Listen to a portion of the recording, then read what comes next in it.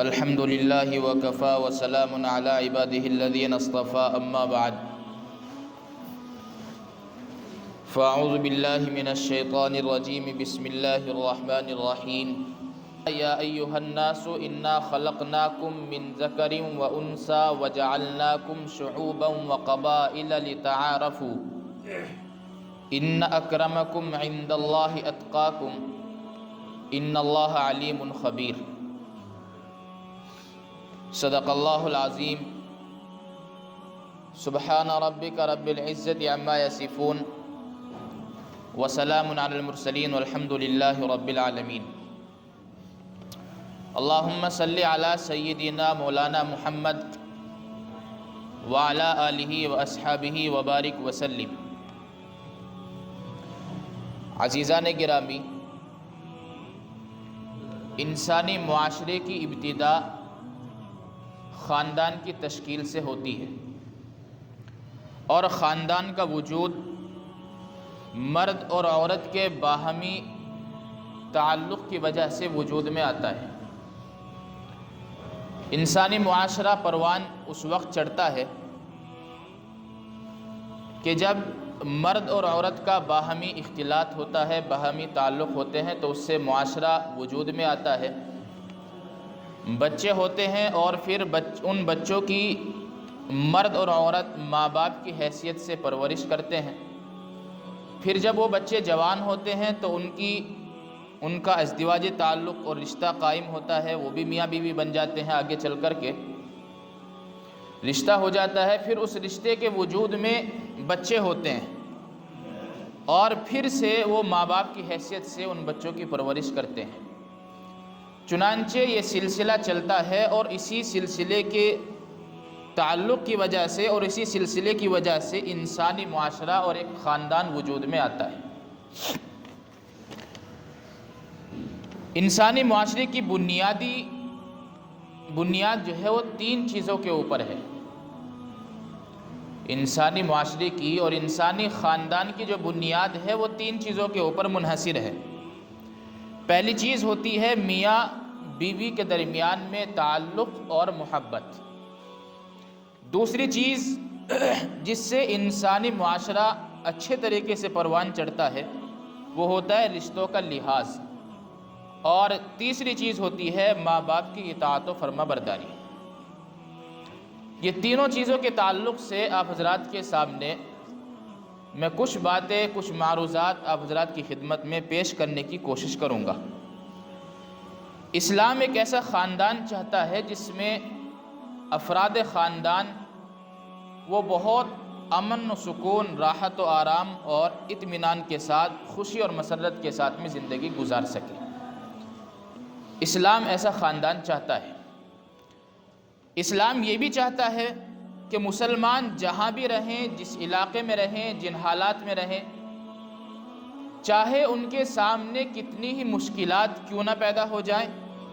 لیکن وہ جس حال میں بھی ہوں، جہاں بھی رہیں،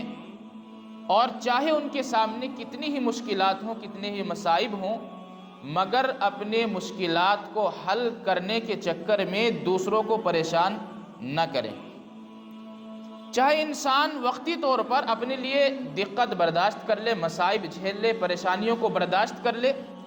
لیکن ان پریشانیوں کا، ان مصائبوں کا بوجھ جو ہے وہ دوسرے کے اوپر نہ ڈالیں۔ اس لیے کہ معاشرے کے اندر جب بھی یہ چیز وجود میں آتی ہے تو پھر معاشرہ تباہ و برباد ہو جاتا ہے۔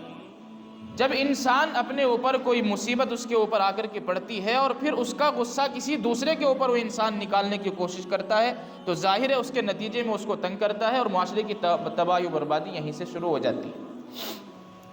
اسلام یہ چاہتا ہے کہ خاندان کے تمام افراد جو ہیں وہ سکون اور اطمینان کے ساتھ رہیں، اور خاندان کے تمام افراد سکون اور اطمینان اور راحت و آرام اس کے ساتھ میں اسی وقت رہ سکتے ہیں جب اس خاندان کے لوگوں کو ایک دوسروں کے حقوق کا پتہ ہوگا۔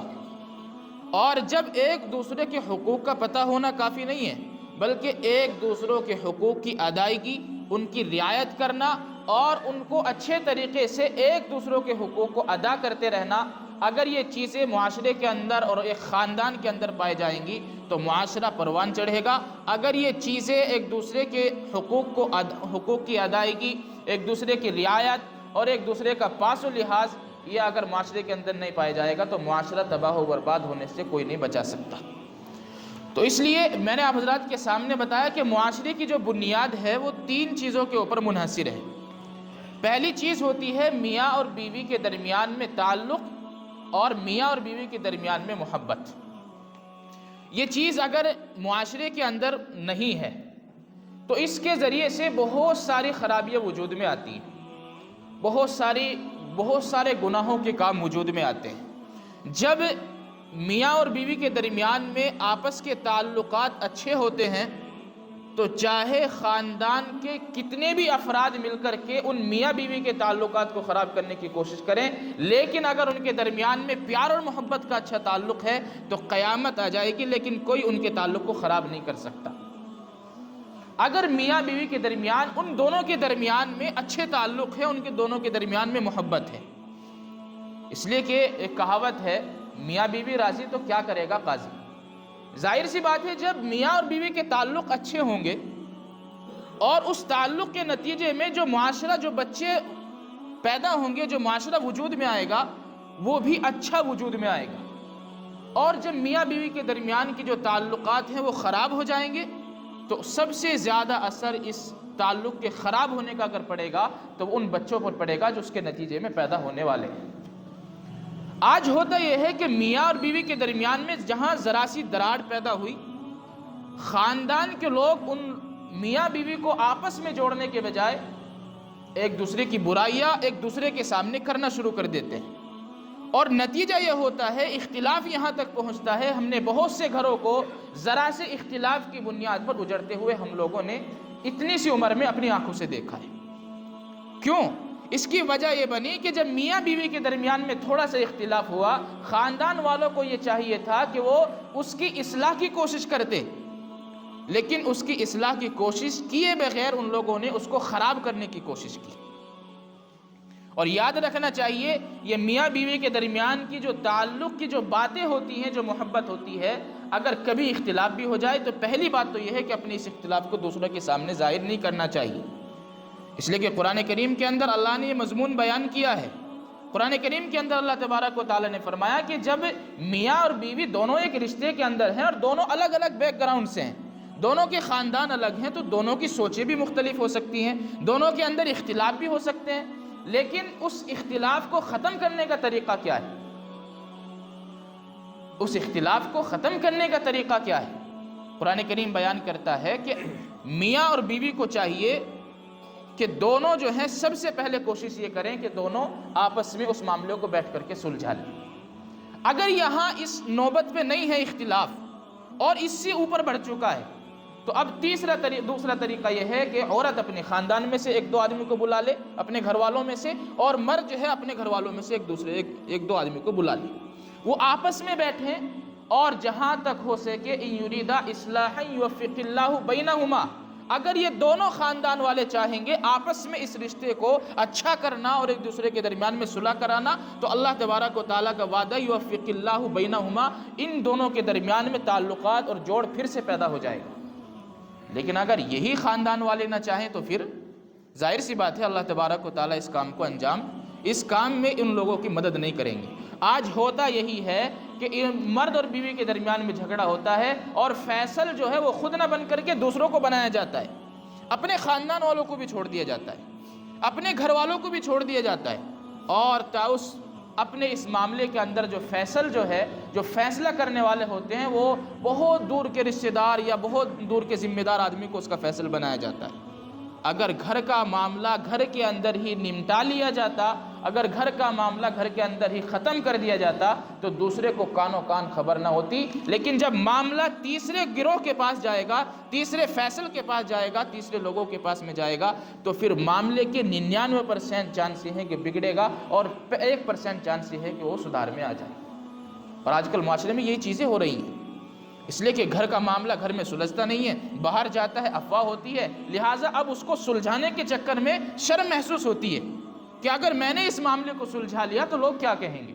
اتنا زیادہ معاملہ پھیلنے کے باوجود بھی اگر میں صلح کر لیتا ہوں اور اس کے ساتھ میں اپنے تعلق کو پھر سے وہی بحال کر لیتا ہوں تو لوگ کیا کہیں گے؟ میرا عزیزو، آپ کو سوچنا چاہیے، بھاڑ میں جائے لوگ، بھاڑ میں جائے معاشرہ، کوئی کسی سے کوئی لینا دینا نہیں ہے۔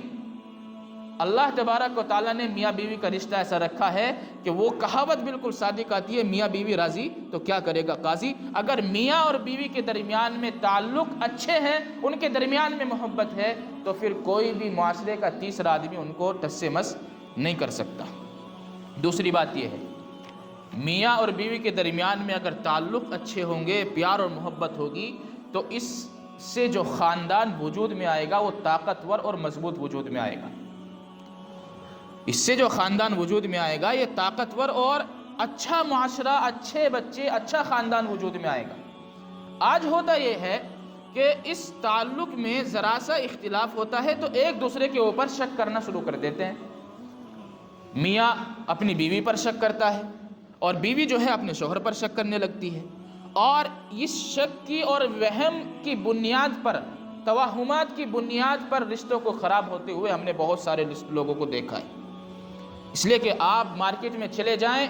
ہر چیز کی، ہر بیماری کی دوا آپ کو دستیاب ہو جائے گی، مل جائے گی، لیکن شک اور وہم ایک ایسی چیز ہے اگر انسان کے دل کے اندر پیدا ہو گئی تو ایک تو آخر دم تک نہیں نکل سکتی، اور دوسری بات یہ ہے کہ اس کا علاج بھی ممکن نہیں ہے۔ جب تک کسی چیز کا ثبوت متحقق نہ ہو جائے، جب تک کسی چیز کا ثبوت نہ مل جائے کہ میاں نے فلاں کے ساتھ میں، یا میں نے اس طرح اس کو کرتے ہوئے دیکھا ہے اور میرے پاس میں اس کی یہ دلیل ہے، اور بیوی کی طرف سے بھی اگر شوہر اپنی بیوی کو شک کی نظر سے دیکھتا ہے تو ثبوت کہاں ہے؟ اگر آپ کے پاس میں ثبوت ہے تو پیش کیا جائے، ان کے گھر والوں کے سامنے اس کو پیش کیا جائے کہ میں نے آپ کی بیٹی کو یہ چیز کرتے ہوئے دیکھا ہے۔ لیکن محض شک کی بنیاد پر اپنے اس رشتے کو خراب کرنا، یاد رکھیں اگر محض شک کی بنیاد پر یہ رشتہ خراب ہوگا تو اس سے وجود میں آنے والا جو خاندان ہوگا وہ بزدل پیدا ہوگا۔ اگر یہ تعلق مضبوط ہوگا، اگر میاں اور بیوی کے درمیان میں پیار اور محبت مضبوط ہوگا، تو پھر اس سے پیدا ہونے والے جو بچے ہوں گے، اس سے پیدا ہونے والا اور اس سے چلنے والی جو نسل اور جو معاشرہ ہوگا وہ بھی طاقتور پیدا ہوگا، اس کے اندر بزدلی نام کی کوئی چیز وجود میں نہیں آ سکتی۔ آج معاشرہ ہمارا اس طرف جا رہا ہے کہ میاں اور بیوی کی محبت کو ذرا سے اختلاف ختم کر دیتا ہے۔ کمال کی بات یہ ہے، آج میاں بھی ایسا ہو چکا ہے کہ دوسری کی بات زیادہ مان رہا ہے، بیوی بھی ایسی ہو چکی ہے کہ بیوی جو ہے اپنی سہیلیوں کی، اپنی بہنوں کی اور اسی طریقے سے اپنے خاندان کی دوسری عورتوں کی باتیں زیادہ مان رہی ہیں۔ بھائی اگر کوئی مسئلہ ہے تو آپس میں بیٹھ کر کے سلجھا لو، دوسرے کو بتانے کی قطعاً ضرورت نہیں ہے۔ رشتوں، دوسری چیز جس سے معاشرہ اچھے طریقے سے وجود میں آتا ہے، جس سے معاشرہ اچھے طریقے سے وجود میں آتا ہے، وہ ہے خاندانی رشتوں کا پاس و لحاظ رکھنا۔ یہ چیز آج ہمارے معاشرے کے اندر سے بالکل ختم ہے، اس لیے کہ بھائی بھائی کے رشتے کا لحاظ نہیں رکھتا، بیٹا باپ کے رشتے کا لحاظ نہیں رکھتا، باپ کو اپنی اولاد کے رشتے کا لحاظ نہیں ہے، بیٹی کو اپنے ماں کے رشتے کا لحاظ نہیں ہے، ماں کو اپنی بیٹی کے رشتے کا لحاظ نہیں ہے، اور اسی طریقے سے بچوں کو اپنے چچا، اپنے تایا، اپنے بابا، اور اسی طریقے سے جتنے بھی خاندان میں رشتہ داروں میں جو رشتہ داری ہوتی ہے، جو یہ ایک تعلق قائم ہو جاتا ہے رشتے کی بنیاد پر، ان تمام رشتوں کی پاسداری کرنا، ان تمام رشتوں کا پاس و لحاظ رکھنا، یہ آج ہمارے معاشرے سے میرا خیال یہ ہے کہ بہت زیادہ یہ ختم ہو چکا ہے، اور بہت ہی کم پرسنٹ ہے جو اس رشتوں کی پاسداری اور لحاظ جو ہے وہ بچا ہوا ہے۔ اس لیے کہ آج آپ نے ماحول دیکھا ہوگا، آج آپ نے معاشرہ دیکھا ہوگا کہ بیٹا باپ کے سامنے گناہ کرتے ہوئے نہیں شرماتا، بیٹا باپ کے سامنے گناہ کرتے ہوئے اور غلط کام کرتے ہوئے نہیں شرماتا۔ حالانکہ پہلے ایک زمانہ، اب سے 10-15 سال پہلے، 20 سال پہلے ہم نے ایسا بھی دیکھا ہے کہ اگر راستے سے کوئی بڑا آدمی، نمازی پرہیزگار آدمی گزر جایا کرتا تھا اور بچے اور جوانوں کی بھیڑ وہاں پر جمع ہوتی تھی تو غائب ہو جاتی تھی۔ یہ حالات ہم نے خود اپنی آنکھوں سے دیکھے، ابھی تو کچھ بھی عمر نہیں ہے، اور آپ نے تو نہ جانے کیسے کیسے حالات دیکھے ہوں گے۔ لیکن آج معاملہ کیا ہے؟ آج معاملہ یہ ہے کہ اگر کسی چیز کے اوپر آپ نے بچوں کو، ایک باپ نے غلط کام کرتے ہوئے دیکھ لیا تو باپ کی ہمت نہیں ہے کہ اپنی اولاد کو سختی کے ساتھ میں منع کر دے۔ اور بیٹے کے اندر یہ جذبات پیدا نہیں ہوئے کہ باپ کے شرم حضوری کی وجہ سے اس کام کو بند کر دے، اس لیے کہ باپ کو بیٹے کا لحاظ نہیں ہے اور بیٹے کو باپ کا لحاظ نہیں ہے۔ جب دونوں طرف سے تعلقات کے اندر اور اس رشتے کے اندر اور رشتہ داری کے پاس و لحاظ کے اندر گڑبڑی پیدا ہوئی تو پھر نتیجہ یہ ہوا کہ باپ کو بیٹے کا لحاظ نہیں اور بیٹے کو باپ کا لحاظ نہیں۔ کوئی بھی گھر کا آدمی، کوئی بھی گھر کا بڑا خاندان کا کوئی بھی آدمی آج بچے اس کے عزت کرنے کے لیے میرا عزیزو تیار نہیں ہے۔ اگر عزت کریں گے تو کس کی کریں گے؟ بتاؤں آپ کے سامنے کس کی عزت کریں گے؟ اگر گاؤں کا کوئی پردھان اس کے گھر پر آ جائے تو باپ سے زیادہ اس کی عزت ہوگی۔ اگر کوئی ایم ایل اے اور اسی طریقے سے دنیا دار آدمی اور نہ جانے کہاں کا ہوگا، یہ بھی نہیں کہ اسی بستی کا ہے، نہ جانے وہ اس کا خاندان کیا ہے، اس کا وہ کس بیک گراؤنڈ سے ہے، کہاں سے وہ آیا ہے، لیکن اگر خاندان کے اندر کسی کے گھر پر، کسی کے مکان پر، کسی بستی میں آیا ہے تو اپنے باپ سے زیادہ، اپنے چچا سے زیادہ، اپنے تایا سے زیادہ اس آدمی کو عزت دی جائے گی جس کے رشتے کا انسان کو پتہ بھی نہیں اور اس کے ساتھ میں کوئی رشتہ ہے ہی نہیں۔ اور آج ماحول یہ ہے کہ جس کے ساتھ میں رشتہ ہے، جس کے ساتھ میں قرابت داری ہے اور جن رشتوں کا پاس و لحاظ رکھنے کا اللہ تبارک و تعالیٰ نے حکم دیا ہے اس کا پاس و لحاظ نہیں کیا جاتا، ان رشتہ داروں کی شرم نہیں کی جاتی۔ حالانکہ اللہ تبارک و تعالیٰ نے فرمایا تھا والذین یقطعون ما امر اللہ بہ ان یوصل ویفسدون فی الارض، کہ جو لوگ ان رشتہ داریوں کو ختم کرتے ہیں، ان تعلقات کو تباہ و برباد کرتے ہیں کہ جن کا جوڑنے کا اللہ تبارک و تعالیٰ نے حکم دیا ہے، تو یاد رکھیں ایسے لوگوں کے لیے اللہ تبارک و تعالیٰ نے لعنت کی ہے۔ اولئک لہم اللعنۃ ولہم سوء الدار، ایسے لوگوں کے لیے جو رشتہ داری کا پاس و لحاظ نہیں رکھتے ان کے لیے اللہ تبارک و تعالیٰ کی لعنت ہے، ولہم سوء الدار، اور قیامت کے دن ان کے لیے برا ٹھکانہ ہے۔ اور ہم سب کو معلوم ہے جب اللہ تبارک و تعالیٰ قرآن کریم کے اندر یہ فرماتے ہیں ان کے لیے برا ٹھکانہ ہے، تو ہم سب جانتے ہیں کہ برا ٹھکانہ ہے وہ جہنم کے علاوہ کچھ اور نہیں ہو سکتا۔ والذین یصلون ما امر اللہ بہ ان یوصل، کہ جو انسان ان رشتہ داریوں کا پاس و لحاظ رکھتے ہیں جن رشتہ داریوں کا پاس و لحاظ رکھنے کا اللہ نے حکم دیا ہے، اللہ تبارک و تعالیٰ نے فرمایا فَأُولَئِكَ لَهُمْ يَدْخُلُونَ الْجَنَّةِ، یہ وہ لوگ ہیں کہ اللہ تبارک و تعالیٰ ان لوگوں کو جنت کے اندر داخل کرے گا۔ کسی ایم ایل اے، کسی پردھان یا کسی نیتا کی عزت کرنے سے آپ کو جنت کا ٹکٹ نہیں مل سکتا،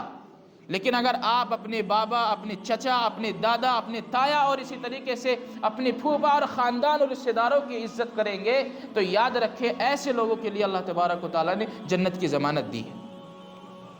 آج ماحول یہ ہے کہ کوئی کسی کے عزت کی فکر نہیں کرتا اور کوئی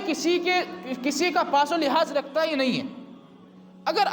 ہم اور آپ ایک دوسرے کا پاس و لحاظ نہیں کریں گے، یہ تو ماں باپ کی بات ہے۔ آج ہمارا معاشرہ یہ ہو چکا ہے کہ علماء کا پاس و لحاظ ہمارے درمیان میں نہیں ہے۔ میں آپ کو ایک بات بتاتا ہوں، یہ شادی وغیرہ کے موقع پر جو ڈی جے بجتے ہیں، اگر کوئی عالم، یہ ویسی ہی بات ہے اور یہ واقعہ تو ہمارے ساتھ بھی ہوا ہے، لیکن کوئی عالم اگر کسی شادی میں جا کر ڈی جے بجانے کے لیے منع کرتا ہے تو سوال یہاں پیدا ہوتا ہے کہ اس عالم کا اس میں کیا فائدہ ہے؟ اگر کوئی آدمی اپنی بچوں کی شادی کے اوپر ڈی جے بجا رہا ہے، ایک سنت کی بنیاد ڈی جے پر رکھ رہا ہے اور اسی طریقے سے ایک نکاح کی بنیاد جو ہے اس نے غلط کام پر رکھی ہے، اور اس غلط کام پر بنیاد رکھنے کو کوئی عالم جا کر کے منع کرتا ہے کہ آپ اپنی بچی کا، اپنے بیٹے کا نکاح کرنے کے لیے جا رہے ہیں، ایک سنت کو انجام دینے کے لیے جا رہے ہیں، آپ کو یہ قطعاً زیب نہیں دیتا کہ آپ اس کی بنیاد جو ہے وہ ڈی جے پر رکھیں۔ لہذا آپ کو چاہیے، آپ کو یہ بند کر دینا چاہیے۔ اگر وہ ڈی جے بجانے والا اس کو بند کرنے کے بجائے الٹا اس کو آنکھیں دکھانے لگ جائے تو کون ہوتا ہے روکنے والا؟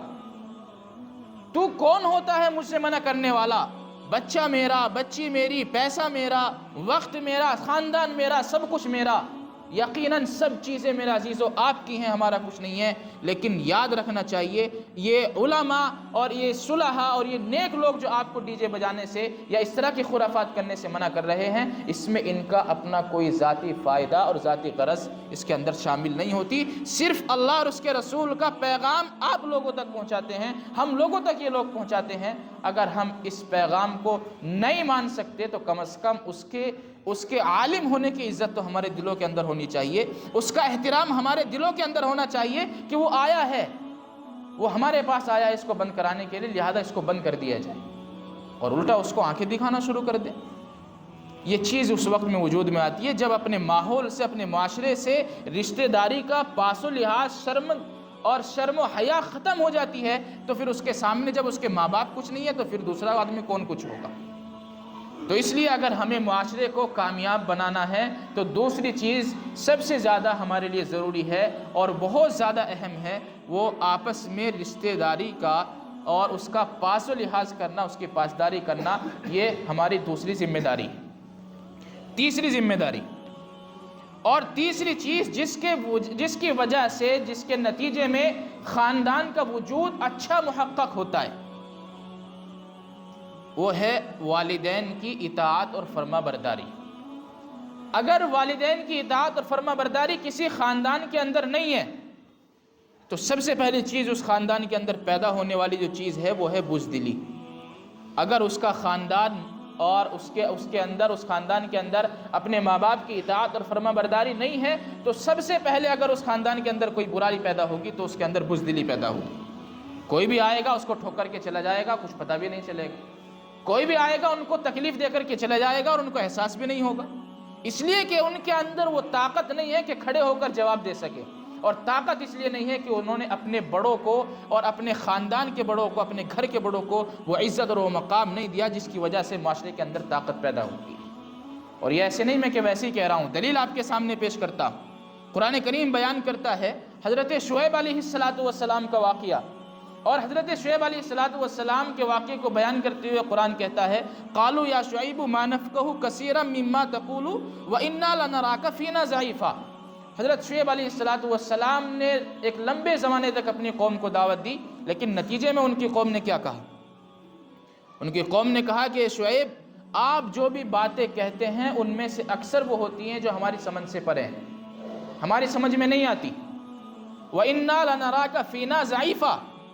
اور ہمارے نزدیک آپ کی کوئی حیثیت نہیں ہے، ہم آپ کو کمزور سمجھتے ہیں، اور اگر ہم چاہیں تو ایک لمحے میں آپ کو مسل کر رکھ دیں۔ وَإِنَّا لَنَرَاكَ فِينَا ضَعِيفًا، کمزور سمجھنے کا مطلب یہ ہے کہ ہم 1 منٹ لگے گی آپ کو ختم کرنے میں، زیادہ وقت نہیں لگے گا، آپ کو ختم کر دیں گے۔ وَلَوْلَا رَحْتُكَ لَرَجَمْنَاكَ، اگر آپ کے خاندان ہمارے آڑے نہ آتا تو ہم آپ کو سنسار کر دیتے۔ تو حضرت شعیب علیہ السلام وقت کے پیغمبر، وقت کے نبی اور وقت کے اللہ کے برگزیدہ بندے ہیں، اور قوم ان کو یہ کہہ رہی ہے کہ ہمارے نزدیک آپ کی کوئی حیثیت نہیں ہے، اگر چاہیں تو لمحوں میں مسل دیں گے، لیکن بات یہ ہے کہ آپ کا خاندان ہمارے آڑے آ جاتا ہے۔ تو خاندان کی طاقت نے ان کو بچایا نا، اور خاندان کے اندر طاقت اس لیے پیدا ہوئی کہ جب انہوں نے اپنے خاندان کو خاندان سمجھا اور انہوں نے اپنے بڑوں کو عزت دی۔ اگر وہ بھی اپنے بڑوں کو عزت نہ دیتے تو پھر ان کے سامنے، چونکہ خاندان جو ہے وہ 2 حصوں میں تقسیم ہو جاتا، اور جہاں حصے تقسیم ہوتے ہیں وہاں طاقت ختم ہو جاتی ہے، اور جہاں اجتماعیت رہتی ہے وہ طاقت جو کی تو رہتی ہے، اور جہاں بھی حصے ختم بٹنا شروع ہو جاتے ہیں تو پھر اس کے اندر کوئی طاقت نہیں رہتی۔ اب دیکھیں نبی کریم صلی اللہ علیہ وسلم کے خاندان کو دیکھ لیں، کیا کوششیں نہیں کی آپ علیہ السلام کو لوگوں نے ختم کرنے کی، نعوذ باللہ، اور کس طرح تکلیفیں پہنچائی اللہ کے رسول صلی اللہ علیہ وسلم کو، لیکن خاندان کے بڑا اور اونچا اور سردار ہونے کی وجہ سے کوئی زیادہ آپ علیہ السلام کو تنگ نہیں کر پایا۔ اگر آپ علیہ السلام کو تنگ کیا ہے تو وہ بھی گھر کے افراد اور گھر کے خاندان، اور خاندان والوں نے آپ علیہ السلام کو دوسروں کا ساتھ دے کر کے تنگ کیا ہے۔ چنانچہ گھر کا فرد ابو لہب جب آپ علیہ السلام کا مخالف ہوا اور اس نے آپ علیہ السلام کے بلاوے پر اس نے آپ علیہ السلام کی طرح پتھر پھینک کر کے مارا، تو دوسرے لوگوں کو راستہ مل گیا کہ اس کے گھر کے ساتھ نہیں دیتے تو ہم کیوں ساتھ دیں اس کا۔ اسی طریقے سے ابو جہل گھر کا آدمی ہے، لیکن جب دوسروں کی صف میں جا کر کے کھڑا ہوا تو تھوڑی سی بزدلی آ گئی، لیکن اتنی بزدلی نہیں کہ آپ علیہ السلام کو کوئی زیادہ تکلیف پہنچا سکے۔ یہی وجہ ہے کہ آپ علیہ السلام کو کوئی نقصان لوگوں نے زیادہ نہیں پہنچایا۔ یہ جو نقصان، یہ جو مصائب، یہ مشکلات اللہ تبارک و تعالیٰ کی طرف سے نبی کریم صلی اللہ علیہ وسلم کو پہنچی ہیں، یہ تو امت کو دکھلانا مقصود تھا کہ جب انسان اللہ کا ہو جاتا ہے، اللہ کے لیے کام کرتا ہے، تو پھر مشکلات اس کے سامنے آتی ہیں، ورنہ خاندان کا وہ شوہرت تھا اور عزت وہ اللہ تبارک و تعالیٰ نے وہ بخشی تھی کہ کوئی بھی آدمی رسول اللہ صلی اللہ علیہ وسلم کی طرف نگاہ اٹھا کر کے نہیں دیکھ سکتا تھا۔ نتیجہ یہی تھا کہ اللہ کے رسول صلی اللہ علیہ وسلم نے وہ مقام، وہ رتبہ وہ بنایا تھا، اور اپنے خاندان والوں کو وہ عزت اللہ کے رسول صلی اللہ علیہ وسلم نے دی تھی کہ خاندان جو آپ علیہ السلام کے ساتھ میں تھے وہ بہت زیادہ مضبوط اور بہت زیادہ طاقتور تھے۔ اس لیے میرے عزیزو، تیسری چیز جو ہوتی ہے وہ اگر معاشرے کو ہم کامیاب بنانا چاہتے ہیں تو ماں باپ کی اطاعت اور فرما برداری ہمارے لازم ہے۔ اگر ماں باپ کی اطاعت اور فرما برداری نہیں ہوگی تو ہمارے خاندان کے اندر، ہمارے معاشرے کے اندر بزدلی پیدا ہو جائے گی، اور بزدلی پیدا ہوگی تو ہمارا خاندان حصوں میں تقسیم ہو جائے گا، اور جب حصوں میں تقسیم ہوگا تو ہماری طاقت ختم ہو جائے گی۔ جب طاقت ختم ہو جائے گی تو کوئی بھی آئے گا ہم کو تکلیف دے کر کے چلے جائے گا اور ہم اس کا مقابلہ نہیں کر سکتے۔ اس لیے تینوں چیزیں اپنے ذہن میں رکھیں۔ سب سے پہلے اپنے میاں اور بیوی کے تعلق کو بحال کریں اور پیار و محبت کے ساتھ زندگی گزاریں۔ دوسرے، ہر رشتے کا احترام کریں۔ ہر رشتے کے جو حقوق عائد ہوتے ہیں، ماں باپ کے حقوق ہیں، تایا چچا کے حقوق ہیں، دادا کے حقوق ہیں، اور اسی طریقے سے اور رشتہ داروں کے حقوق ہیں، سب کی پاسداری کریں۔ اور پھر تیسرا نمبر آتا ہے ماں باپ کی اطاعت اور فرما برداری کریں۔ یہ تینوں چیزیں اگر ہوں گی ہمارے معاشرے کے اندر تو انشاءاللہ ہمارا معاشرہ کامیاب ہوگا۔ اللہ تعالیٰ عمل کی توفیق عطا فرمائے۔